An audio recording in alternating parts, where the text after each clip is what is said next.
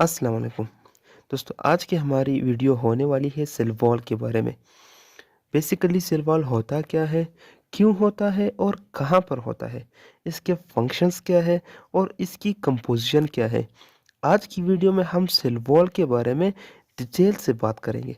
तो बिना वक्त ज़ाया किए स्टार्ट करते हैं अपनी वीडियो। सबसे पहले इसकी डिस्कवरी की बात करते हैं कि सेल वॉल को डिस्कवर किसने किया। तो दोस्तों एक साइंटिस्ट था रॉबर्ट हुक नामी, यानी रॉबर्ट हुक साइंटिस्ट का नाम था। और उन्होंने सॉरी यहाँ पर 1665 है दोस्तों, मैंने गलती से 1965 लिख दिया है। 1665 में उन्होंने सेल वॉल को डिस्कवर किया था, 1665 में। अब अगर हम सेल वॉल की बात करें कि ये होता क्या है, तो ये एक आउटरमोस्ट कवरिंग है प्लांट के सेल की। अब दोस्तों प्लांट के सेल के अलावा ये फंजाई, एल्गी और बैक्टीरिया के सेल्स में भी पाया जाता है, लेकिन सबसे पहले इसे प्लांट के सेल में डिस्कवर किया गया था।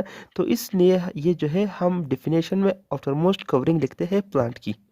दोस्तों यहाँ पे एमसीक्यूज़ के हवाले से एक बताता चलूँ कि ये काफ़ी मर्तबा पूछा गया है कि वो कौन सा बैक्टीरिया है जिसमें सेल वॉल नहीं पाया जाता। तो वो बैक्टीरिया की एक स्पीशी है जिसका नाम है माइकोप्लाज्मा।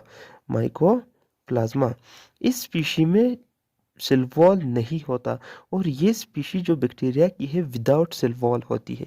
दोस्तों अगर हम बात करें तो जो सेल वॉल है वो यूजुअली यूकैरियोटिक सेल में पाया जाता है, यानी प्रोकैरियोटिक सेल में बहुत ही कम पाया जाता है, सिर्फ बैक्टीरिया में पाया जाता है। दोस्तों इसी तरह अगर हम बात करें तो ये क्या करता है सेल वॉल से, जो सेल का इंटरनल स्ट्रक्चर है या जो इंटरनल इन्वायरमेंट है उसे एक्सटर्नल इन्वायरमेंट से ये सेपरेट करता है। ये सेल वॉल का काम होता है।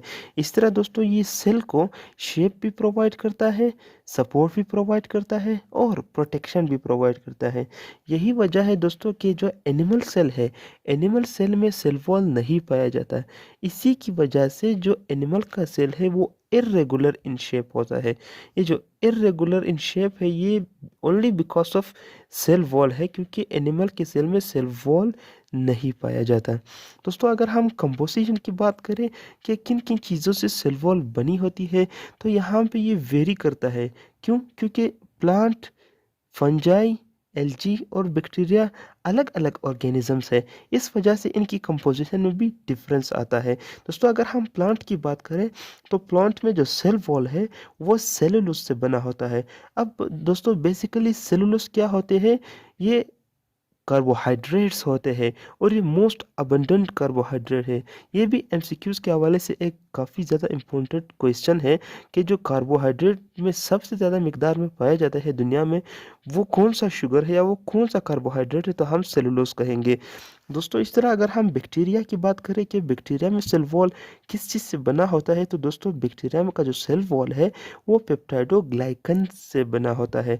अब दोस्तों यहाँ पे जो पेप्टाइड है, पेप्टाइड से मुराद अमाइनो एसिड, और जो ग्लाइकन्स है वो कॉम्प्लेक्स ऑफ शुगर्स यानी कार्बोहाइड्रेट्स। तो दोस्तों जो बैक्टीरिया का जो सेल वॉल है वो तो भी बना कार्बोहाइड्रेट से ही है, लेकिन इसके साथ अमाइनो एसिड भी होते हैं।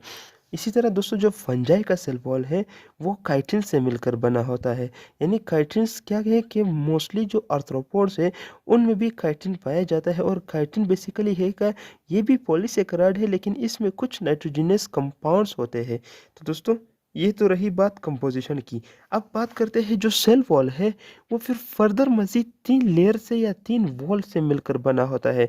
जो सेल वॉल है वो फिर मज़ीद 3 लेयर्स में डिवाइड किया गया है, जो से कहते हैं पहला है प्राइमरी लेयर या प्राइमरी वॉल, दूसरा है सेकेंडरी लेयर या सेकेंडरी वॉल, और जो तीसरा है वो है दोस्तों मिडल लेमिला।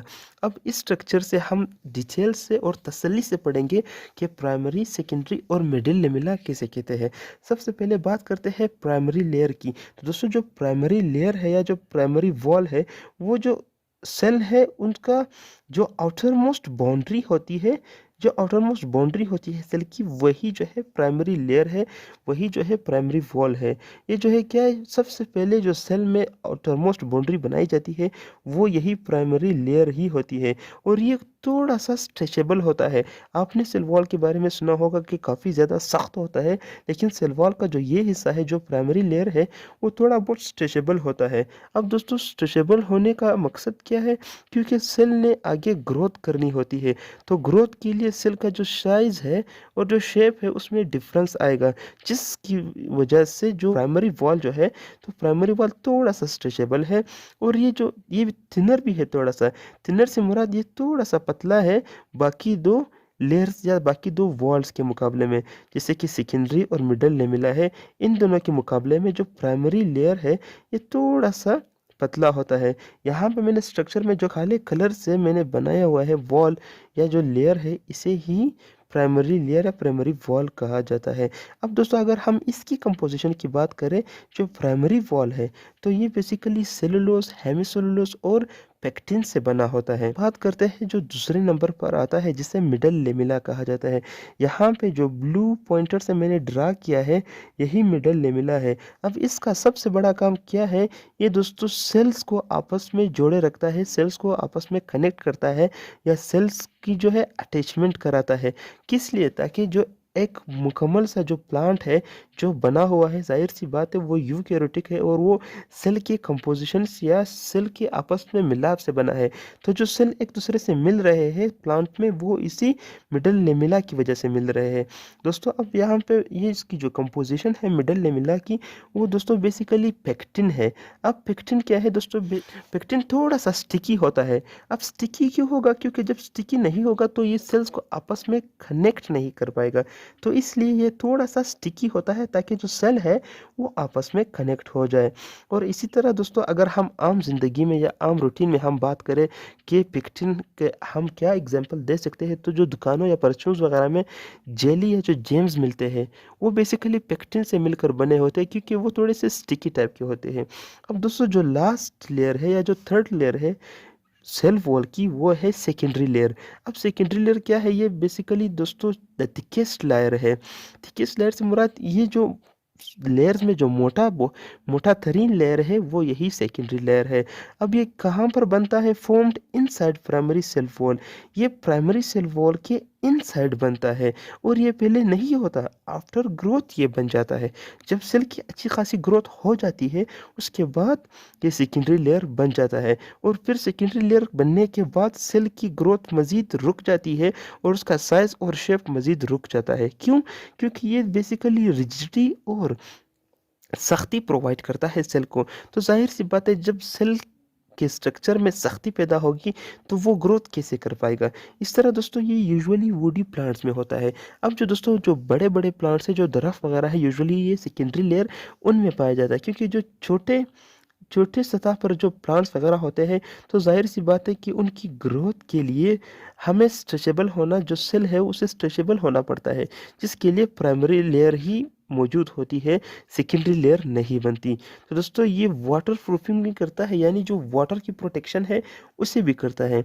ये तो दोस्तों बात हुई लेयर्स की, कि जो प्राइमरी, सेकेंडरी और मिडल लेमिनर लेयर्स है। अब दोस्तों बेसिकली सेल वॉल में कुछ पोर्स होते हैं या कुछ होल्स होते हैं। किस लिए? ट्रांसपोर्ट के लिए। जब एक सेल दूसरे सेल के साथ डिफरेंट कंपोनेंट्स को ट्रांसपोर्ट करेगा, तो वो इसी पोर्स या होल्स की मदद से ट्रांसपोर्ट करेगा, और इन होल्स या पोर्स को कहा जाता है प्लाज्मोडेस्माटा। प्लाज्मोडेस्माटा। अब दोस्तों लास्ट में हम बात करेंगे फंक्शन के बारे में, कि बेसिकली जो सेल वॉल है इसकी क्या फंक्शन है। तो वैसे तो जो सेल वॉल है उसके बहुत ज़्यादा एसेंशियल या इम्पोर्टेंट फंक्शंस है, लेकिन हमने यहाँ पे कुछ को डिस्कस किया है। अब दोस्तों सेल वॉल सेल को सबसे पहले क्या करता है? शेप एंड स्ट्रेंथ प्रोवाइड करता है। इसके बाद सपोर्ट एंड प्रोटेक्शन भी सेल वॉल का ही काम होता है, जो सेल को देता है, यानी सेल को ये सपोर्ट भी करता है और उसकी प्रोटेक्शन भी करता है। अब प्रोटेक्शन कैसे? Against physical and mechanical strength. दोस्तों कोई फिजिकल स्ट्रेस हो या कोई मैकेनिकल स्ट्रेस हो, तो उसके लिए जो है प्रोटेक्शन प्रोवाइड करती है क्या? Cell wall. इस तरह दोस्तों अगर हम बैक्टीरिया में देखें, तो ये लाइसिस और बस्टिंग को भी रोकता है।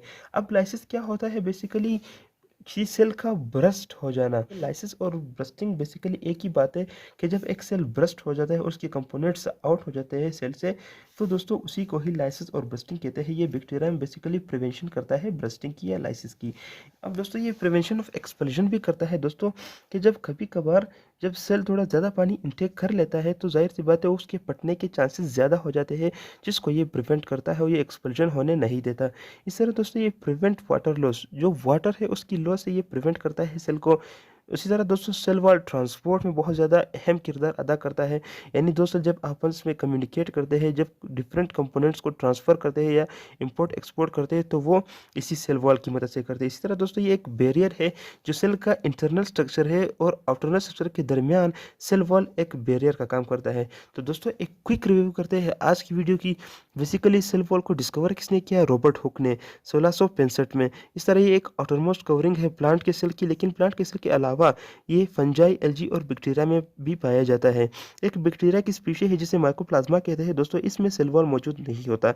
अगर हम आमतौर में बात करें तो ये यूकैरियोटिक सेल में पाया जाता है, प्रोकैरियोटिक में जिसे सिर्फ थोड़ी कम मिकदार में पाया जाता है, जैसे कि बैक्टीरिया में। इस तरह दोस्तों ये क्या करता है? Shape, support and protection provide करता है सेल को।